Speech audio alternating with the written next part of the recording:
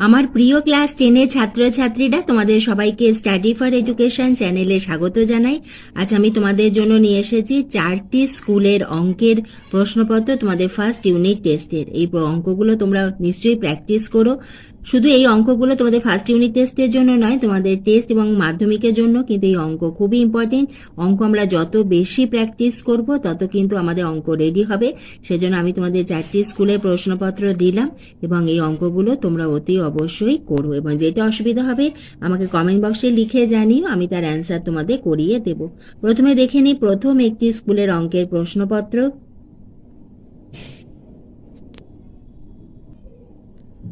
অঙ্কের ক্ষেত্রে যত বেশি অঙ্ক প্র্যাকটিস করবে, যত বেশি বিভিন্ন প্রশ্নপত্র তোমরা দেখবে এবং করবে, তত কিন্তু তোমাদের রেডি হয়ে যাবে।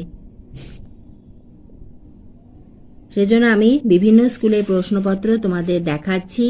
এর থেকে তোমার ধারণা হবে যে কোনগুলো তোমাদের জন্য খুবই ইম্পর্টেন্ট এবং কোনটা তোমাদের আরো ভালোভাবে প্র্যাকটিস করতে হবে।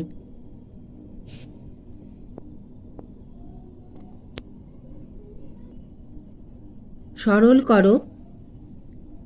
আমরা উপপাদ্য দুটো দেখে নিই। প্রথমটি হলো ব্যাস নয় এরূপ কোনো যাকে যদি বৃত্তের কেন্দ্রবিন্দুগামী কোনো সরল রেখা সমদ্বিখণ্ডিত করে তাহলে ওই সরল রেখা ওই জ্যায়ের উপর লম্ব হবে, প্রমাণ করো। এবং দ্বিতীয়টি বৃত্তস্থ চতুর্ভুজে বিপরীত কোণগুলি পরস্পর সম্পূরক, প্রমাণ করো। এই উপপাদ্যগুলো তোমাদের ইয়ারে খুবই ইম্পর্টেন্ট, ভালো করে প্র্যাকটিস করো। তোমরা দেখলে প্রথম স্কুলের অঙ্কের প্রশ্নপত্র। এবার এসো আমরা দেখে নিই দ্বিতীয় আরেকটি স্কুলের অঙ্কের প্রশ্নপত্র।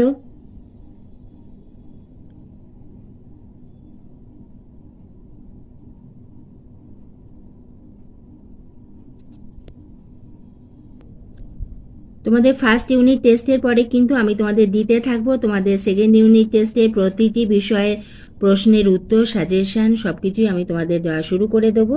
তোমরা কিন্তু দেখে নিও, সেই ভিডিওগুলি তোমাদের খুবই উপকার হবে।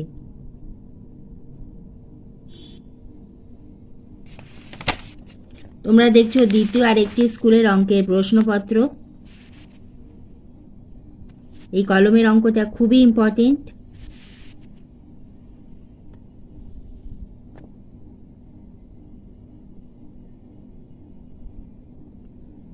প্রথম যে প্রশ্ন সেটি আমাদের আগেতে এসেছিল। দ্বিতীয়টি হলো প্রমাণ করো যে একই বৃত্তাংশস্থ সকল কোণের মান সমান, এবং পরিমিতির অঙ্কগুলি দেখে নাও।